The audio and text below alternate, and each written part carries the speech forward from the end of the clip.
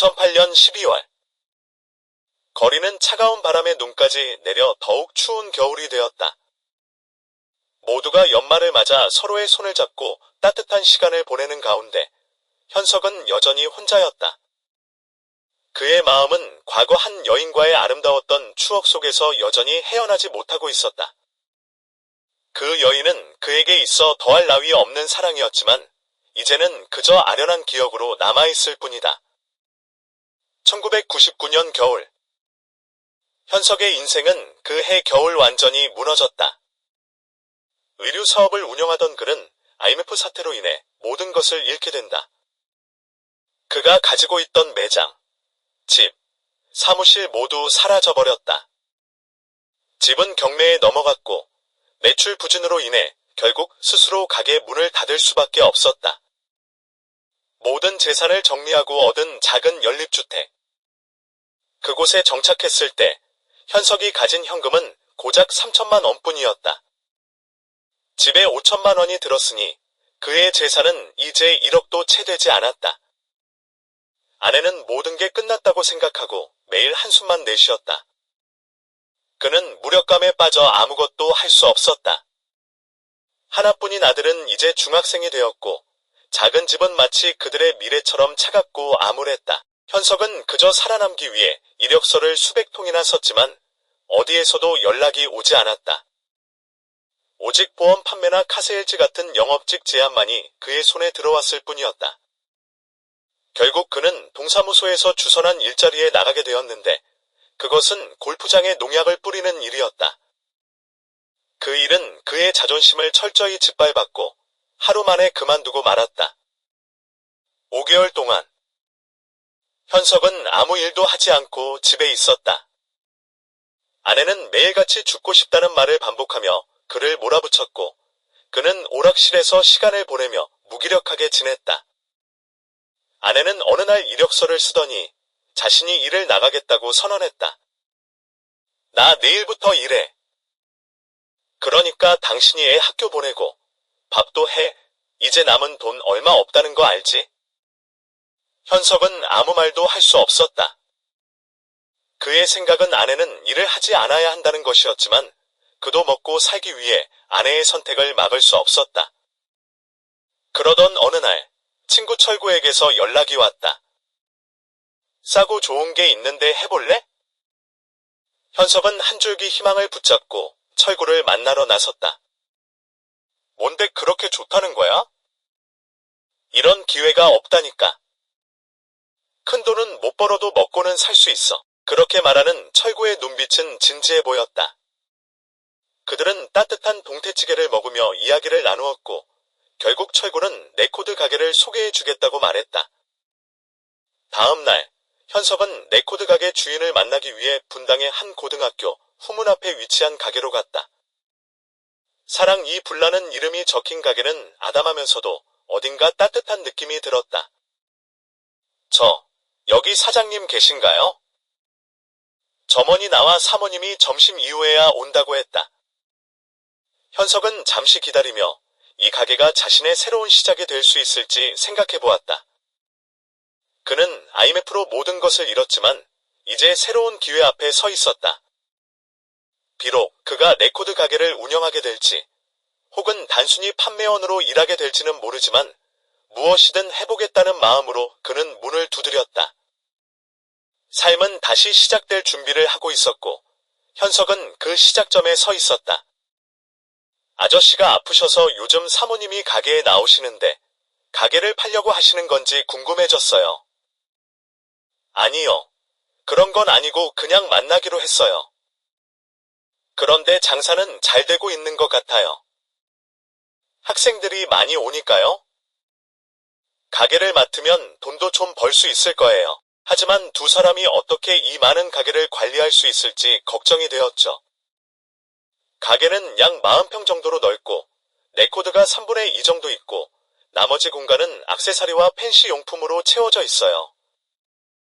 학생들이 좋아할 만한 것들이 많네요. 이렇게 넓은 가게를 두 명이서 어떻게 관리할지 의문이 들었습니다. 그때 아가씨가 와서 말했어요. 이 건물은 아저씨 소유예요. 주인께서 하시는 거예요. 아, 그렇군요. 아저씨는 부자이신가요? 저도 몰랐는데 2층에 언니가 말해주셨어요. 알부자라고 하더라고요. 아저씨는 위암에 걸리셔서 상태가 좋지 않으시다고 했어요. 그런데 혼자서 일하는 게 아니라 2시쯤 알바 학생이 와서 일을 돕는다고 했죠. 그럼 아가씨는요? 저는 정직원이에요. 저는 예의를 차리며 물어봤어요. 실례지만 나이 물어봐도 되나요? 저는 29살이에요. 나이가 많죠? 생각보다 젊어 보였고 그렇게 못생기지도 않았어요. 약간의 풋풋함이 있어서 괜찮았죠. 우리가 이런저런 이야기를 나누다가 점심시간이 되었어요. 아가씨, 점심은 어떻게 하세요? 사모님이 가끔 음식을 해오기도 하고 사 먹기도 해요. 오늘은 병원에 가셔서 아마도 시켜 먹어야 할 거예요. 그날은 매일 음식을 해오시는 건 아니라고 했어요. 사모님이 사장님에게 신경 쓸 수 없는 상태라 사장님이 매우 짠돌이셔서 매일 가게에만 계신다고 하네요. 친구도 없고 하루 종일 가게에서만 지낸다고 하더군요. 가게의 구조는 도로변에 양문으로 된 입구가 있고 한쪽은 사용하지 않아요. 좌측에는 계산대가 있고 우측에는 테이프와 CD가 진열되어 있으며 안쪽에는 액세서리들이 있어요. 계산대 뒤쪽에는 작은 창고가 있어 식사도 하고 주인인 아저씨가 소파에서 쉬기도 하는 장소가 있어요. 그곳에 있으면 매장이 보이지 않기 때문에 방울을 달아놓았죠. 아가씨의 이름은 현숙이라고 했어요. 조현숙. 현숙은 벌떡 일어나더니 하얀 뭔가를 보고 밖으로 나갔어요. 저는 그 사이에 그릇을 치우고 탁자를 정리하고 있었죠. 사모님이 오셨는데 잠시 나오시라고 하셨네요. 그래요. 저는 가게에서 다시 나가면서 자장면이 묻은 곳이 없는지 확인하고 머리 모양과 옷매무새도 다듬었어요. 사모님이 들어오셨고, 안녕하세요. 제가 전화드렸던 지현석입니다. 네, 안녕하세요. 제가 정신이 없어서요. 전 여기 사장님의 아내입니다. 사모님은 교양이 넘치는 분이셨어요. 갑자기 아내와 비교가 되었고, 착한 모습의 여자이지만 어려워 보였죠. 반갑습니다. 네, 앉으세요.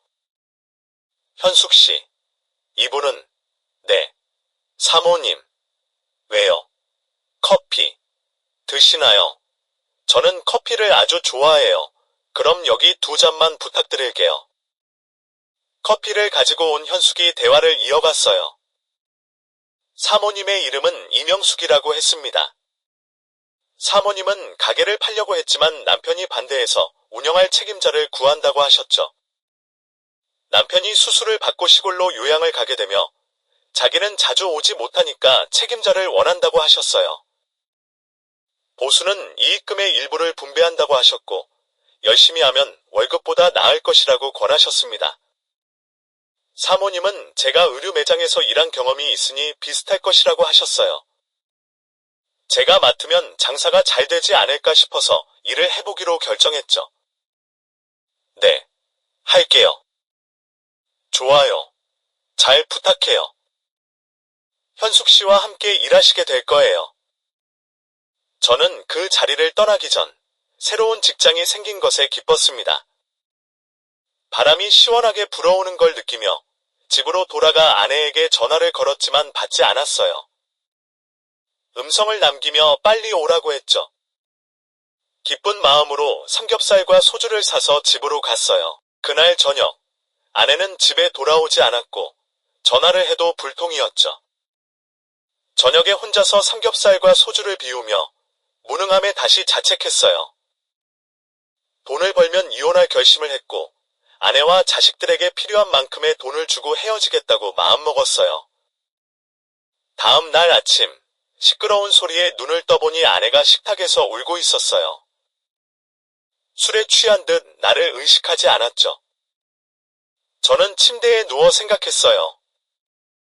제 무능함 때문일까요? 아니면 아내에게 다른 남자가 생겼을까요? 희망적으로 바라지만 무거운 마음으로 내일을 떠올리며 다짐했죠. 잘 될 거라고. 돈은 꼭 벌어야 한다고. 어제 잠을 설친 나는 아침에 일어날 때 눈이 따갑고 몸이 무거웠다. 일어나기 싫은 마음이 굴뚝 같았지만 불쌍한 아들의 얼굴이 떠올라 결국 침대에서 일어났다. 담배를 피우며 어떻게든 하루를 시작해야 한다는 생각이 들었다. 아내는 이제 나가려고 준비를 하다가 내 모습을 보고 깜짝 놀라며 물었다. 왜 일어났어? 어디 가려고? 응, 이제 돈 벌어야지. 이제 나이 40인데 어디서 일할 데가 있겠어? 아내의 말은 솔직히 나에게 현실적인 조언처럼 들렸다. 그러나 나는 어제 늦게 집에 온 이유가 이전에 일하던 곳의 퇴직 파티 때문에 늦었다고 설명했다.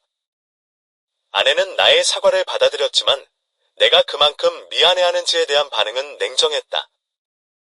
나는 출근 시간이 되기도 전에 회사에 도착했지만 열쇠가 없어 문 앞에서 기다려야 했다. 주차장 위치도 잘 모르고 할 일도 제대로 알지 못해서 일찍 나와서 아무도 없는 곳에서 혼자 기다렸다. 시간이 9시 10분이었으므로 문이 열리기까지 아직 50분이 남아 있었다.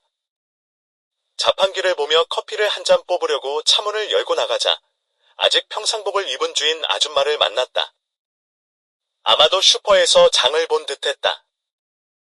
저기요. 제가 일찍 와서요. 열쇠도 없고. 어머. 왜 이렇게 일찍 오셨어요?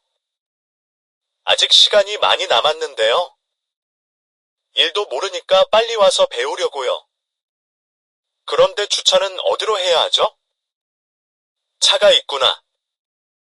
저를 따라오시면 됩니다. 아니, 건물 정문 옆이 우리 주차장이에요.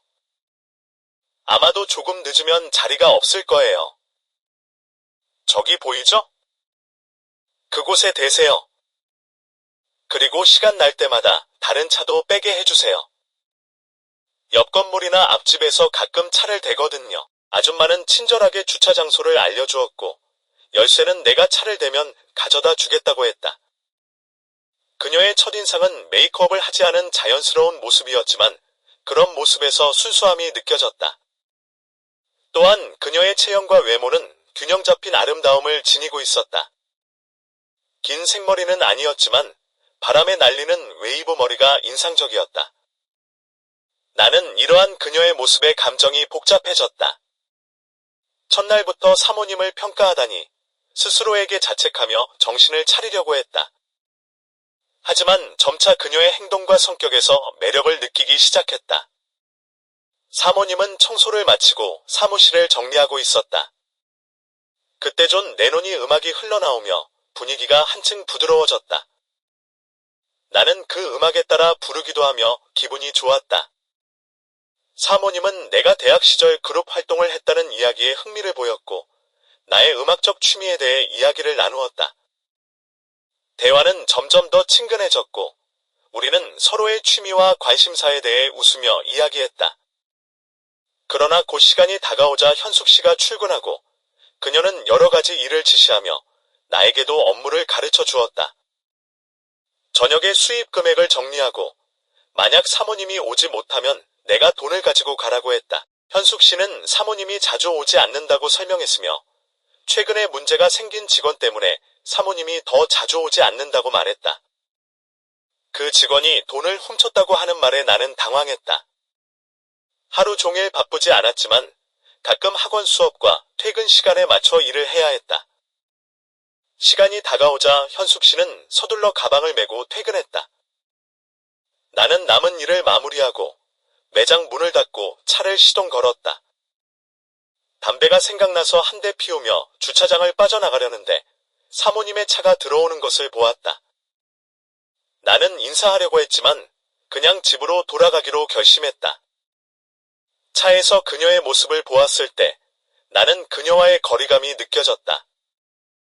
나는 단순히 그녀의 직원일 뿐이라는 현실을 받아들여야 했다. 아침에 그녀가 보여준 청아한 모습과 그녀의 미소가 떠오르면서 나는 가슴이 먹먹해졌다. 그녀와의 관계가 아닌 단순한 직원 고용주 관계가 내게 더 중요하다는 것을 이해했다. 그럼에도 불구하고 그녀에 대한 감정이 사라지지 않았고 마음속에서 계속해서 나를 괴롭혔다.